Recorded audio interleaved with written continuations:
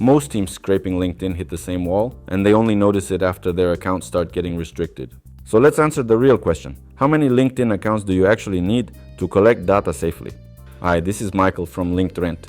If you pull LinkedIn data at any real volume, the number of accounts you need is not a guess.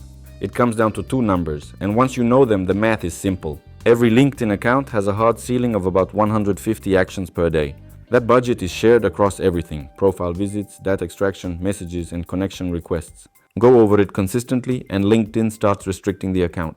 How you collect changes the safe number: detailed extraction, opening each profile for full data, about 50 per day per account. Search and list collection, names and titles from results, around 2,000 per day on a standard account.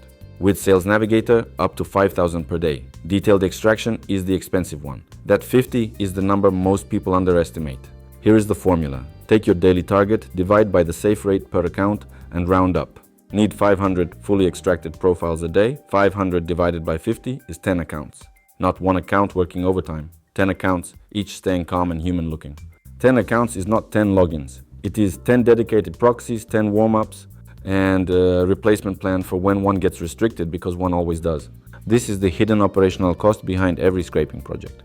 This is exactly why teams rent managed pools instead of building it themselves. You get warmed up accounts, rotation, and dedicated proxies handled.